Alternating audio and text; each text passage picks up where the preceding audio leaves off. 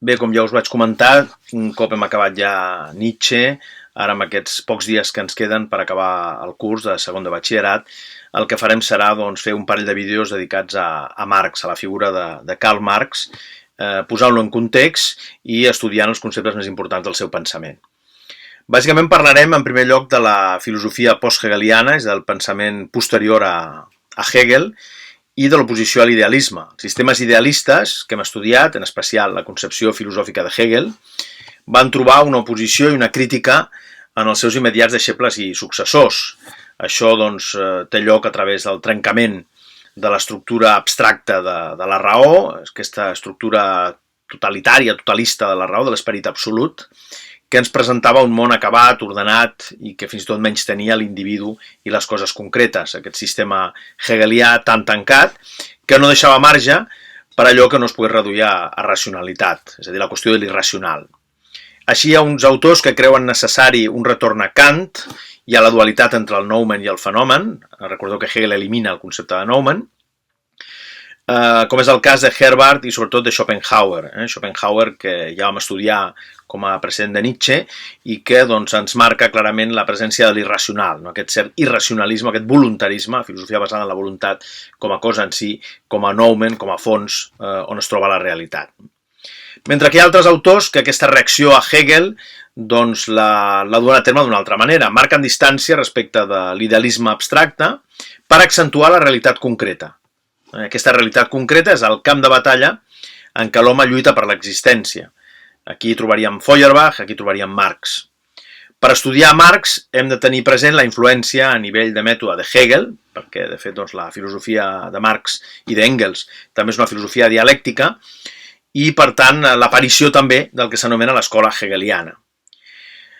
Els principis de Hegel, que havien estat aplicats de forma particular a la interpretació de la religió, la història i la política, originarien dos corrents oposats. Per una banda, la dreta hegeliana i per l'altra banda, l'esquerra hegeliana. Pel que fa a la dreta hegeliana, estudia el pensament de Hegel d'una manera que no és gens original, perquè interpreta la filosofia hegeliana de forma conservadora, sobretot en temes religiosos, i en la qüestió del despotisme monàrquic. Oblida el procés dialèctic i també l'esdevenir dinàmic de la realitat, que precisament és una de les forces clares de la filosofia hegeliana. Aquí trobarem autors com Rosenkranz, Hermann, Fischer, etc. Pel que fa a l'esquerra hegeliana interpreta de forma crítica i revolucionària el pensament de Hegel i fa veure les contradiccions dialèctiques que té aquest sistema. Insisteix en que tot el que és racional és real, per tant, tot allò que no sigui racional cal destruir-lo especulativament.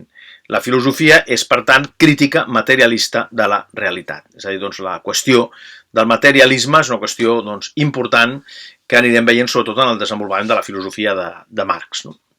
Aquest moviment influïa a través de publicacions com la Gazeta Renana o els Annals franco-alemanys en els esdeveniments històrics successius.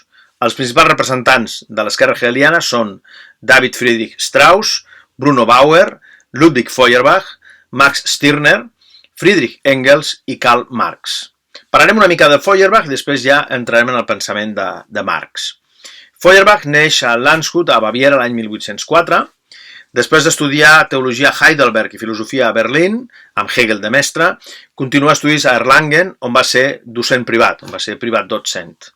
No va poder obtenir una càtedra titular i va viure solitari fins a la seva mort en absoluta misèria l'any 1872 a Reichenberg. Les seves principals obres són l'essència del cristianisme, on planteja i exposa les seves crítiques a la religió, les tesis provisionals per a la reforma de la filosofia i els principis de la filosofia del futur. Segons Feuerbach, la filosofia hegeliana parteix de l'autoconsciència, que diríem que és un principi pur dintre de la consciència, amb la qual cosa crea un home ideal que no existeix realment. És a dir, està parlant d'una idealitat, de quelcom que no existeix, que no es fa present. La filosofia, diu Feuerbach, ha de centrar la seva reflexió en l'home concret i sensible. Tota especulació sobre l'ésser humà ha de partir de la sensibilitat. Per això el que fa és refutar l'idealisme a través d'una visió materialista. És una sensibilitat sexuada i com el sexe es refereix a l'altre, la dialèctica no és un monòleg del pensament amb ell mateix, sinó un diàleg entre el jo i el tu. Aquest és el principi que aplica en la seva reflexió filosòfica i preferentment en el camp i en l'àmbit de la religió. La religió, per Feuerbach, és una antropologia fictícia i emmascarada. L'ésser humà és conscient dels seus límits i projecta les seves il·lusions i desitjos en un ésser ideal. Això seria la religió, és a dir, projectar les nostres il·lusions, desitjos en un ésser ideal, en un ésser que per ell és inexistent. D'aquesta manera queda alienat, estranyat, escindit. La noció de l'Entfremdung, d'aquest estranyament de deixar de ser un mateix per convertir-se en una altra cosa, i per tant quedar fora de si, que seria el sentit de la paraula alienació. La religió, per tant, què és? La religió és un ideal creat per solucionar els problemes humans, però no els resol, sinó que els complica.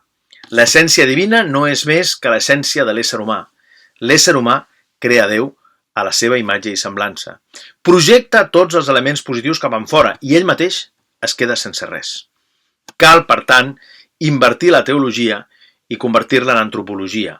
Cal una reflexió profunda sobre l'ésser humà concret, aquesta visió de l'ésser humà concret que després reprendrà també Karl Marx. D'aquesta manera, la filosofia del futur no serà una abstracció teòrica i lògica, sinó que es basarà en la realitat concreta, des d'un punt de vista humà, des d'un punt de vista antropològic. D'aquesta forma podrem transformar l'ésser humà i el món i podrem afavorir el progrés de la humanitat. Això pel que fa a la filosofia de Feuerbach, per tant, que és una filosofia que es basa en l'antropologia, és a dir, la teologia ha de donar lloc a l'antropologia, entendre l'ésser humà en si mateix i no com un ésser alienat en realitats fictícies, ideals, en mons intel·ligibles i en esperits absoluts. Molt bé, parlem ja de Marx. Karl Marx, un dels filòsofs més influents de l'època contemporània. Marx és un autor del segle XIX, neix a Trier, la ciutat de Trèveris, el 1818. La seva família era d'origen jueu, encara que el pare va convertir-se al protestantisme, i Marx va ser batejat l'any 1824. Després d'estudiar a l'escola de Trier, ingressa l'any 35 a la Facultat de Dret de la Universitat de Bonn i el 1836 a la Universitat de Berlín. Allà es doctora l'any 1841. Coneix els joves hegelians i es fa amic de Bruno Bauer. Col·labora també a la revista Rheinische Zeitung, la Gazeta Renana, on publicarà una sèrie d'articles radicals i alhora es familiaritzarà amb els escrits dels socialistes utòpics francesos, aquells que parlaven, evidentment, d'un socialisme a través de l'utopia, d'una societat perfecta, com és el cas de Fourier, Proudhon o Leroux. L'any 1843 es trasllada a París i justament després del tancament de la revista que arriba a dirigir. D'aquesta època són els estudis crítics sobre Hegel i sobre Feuerbach. L'any 44 coneix Engels, amb qui mantindrà una profunda amistat durant tota la seva vida i a més col·laborarà amb ell en diverses obres i també Engels va ajudar-lo econòmicament durant el seu exili a la ciutat de Londres. L'any 1845 és expulsat de França per les seves col·laboracions en el setmanari Vorwärts i marxa cap a Brussel·les. L'any 1847 funda amb Engels la Lliga dels Comunistes, que és el document programàtic que té com a document programàtic, millor dit, el manifest del Partit Comunista del 1848, un text molt important. És un text pamfletari, és una mena de pamflet propagandístic sobre el comunisme, però realment ha tingut molta influència, és un text que jo us recomano que el llegiu perquè a més no és gens difícil de llegir. Dirigeix poc més tard a Colònia la Neue Rheinische Zeitung, que és tancada gairebé de forma immediata. L'any 49 arriba a Londres, on roman durant la resta de la seva vida i on escriu les seves obres teòriques més importants. Alhora, lluita contra la misèria i es manté en estret contacte amb les organitzacions revolucionàries, donant un impuls a la constitució de la Primera Internacional. Karl Marx mor a Londres l'any 1883 i, repeteixo, la seva influència en la filosofia posterior, i no només en la filosofia, sinó també en l'economia, la política posterior, i també l'estratègia dels diferents estats ha estat fonamental.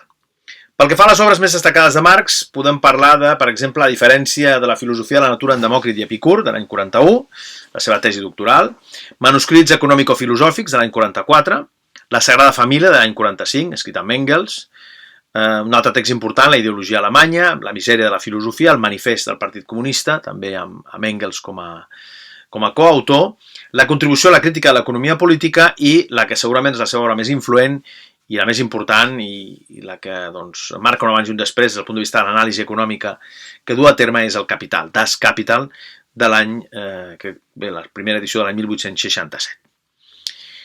Pel que fa a l'evolució del pensament de Marx, hem de dir que en un primer moment Marx rep la influència de Hegel a través dels joves hegelians de Berlín, però molt aviat es presenta com un crític radical de la filosofia de Hegel, en un moment en què nega la racionalitat com a explicació de la realitat. Per què això? Doncs perquè l'objectiu de Marx és superar la filosofia, no des del vessant de la teoria, des del vessant teòric, diríem, sinó des del vessant pràctic, des del vessant de la praxi, l'acció concreta que ha d'alliberar l'ésser humà de les alienacions, de la submissió a què l'ésser humà està sotmès. I cal recuperar un text molt rellevant al respecte, que és la tesi 11 sobre Feuerbach, que diu el següent: els filòsofs s'han limitat a interpretar el món de diferents maneres. Del que es tracta ara és de transformar-lo. És a dir, al llarg de la història, els filòsofs el que han fet és interpretar el món. El que han fet és teoria. Recordem la paraula theorein, que significa contemplar, no? Que és el que havia fet Plató, el que havia fet Aristòtil, etc etc. Tot i que en el cas de Plató sabeu que també va intentar canviar la realitat a través dels seus viatges a Siracusa. Però la filosofia històricament s'ha preocupat més de contemplar el món, de reflexionar sobre el món, que no pas de canviar-lo. L'objectiu de Marx no és altre que transformar la realitat. La filosofia ha d'estudiar el món real, empíric, concret, amb l'objectiu de canviar-lo. Per tant, cal partir d'una dura crítica a l'organització social del seu temps i a les ideologies que li donen suport. En un segon moment es farà necessària també l'elaboració d'una teoria que pugui superar les mancances de la filosofia especulativa. Tot i les modificacions que pateix la seva teoria al llarg de la seva vida, el problema que li preocuparà sempre és el mateix: la defensa i l'alliberament de l'ésser humà concret. Aquest ésser humà concret que ha estat sotmès a humiliacions, esclavatges i menyspreus. Davant la inutilitat de proposar un humanisme ideal, que imposa, evidentment, enderrocar totes les alienacions de l'ésser humà, Marx se n'adona que són els fets el que manen. I per això aquesta tasca d'alliberament, aquesta tasca d'emancipació, és situada en l'etapa de maduresa en el procés històric. És a dir, a la història haurà de donar lloc a aquesta transformació radical, que evidentment és la transformació també a nivell econòmic. Segons Marx, l'economia és el motor de la història. La història evoluciona a partir de l'evolució dels modes de producció, de l'evolució dels sistemes econòmics. I aquí clarament la tasca de les forces productives, no? És a dir, fonamentalment dels treballadors, si el proletari adquireix consciència de classe per tal de poder-se revolucionar, revoltar davant de l'ordre establert. Ell considera que el que està fent és socialisme científic, per tant, el mètode que ell utilitza considera Marx que és un mètode rigorosament científic per tal d'analitzar la situació històrica. Per això, el punt de partida del pensament de Marx és que l'activitat del subjecte no és pensament, no és esperit, com deia Hegel, sinó l'activitat material de l'ésser humà que tendeix a la satisfacció de les seves necessitats. Una activitat que és producció en el sentit de domini de la natura. L'ésser humà produeix, l'ésser humà treballa, i aquesta anàlisi de l'ésser humà com a animal que treballa serà l'anàlisi que el portarà a plantejar la seva teoria filosòfica, però no només filosòfica, és també economia econòmica, social i política. I en el proper vídeo el que farem serà analitzar un dels conceptes més importants, que és el concepte d'alienació, no? A través de l'humanisme de Marx, aquesta visió d'aquest humanisme radical que ens portarà a l'anàlisi de l'alienació i el plantejament de la transformació radical de la societat.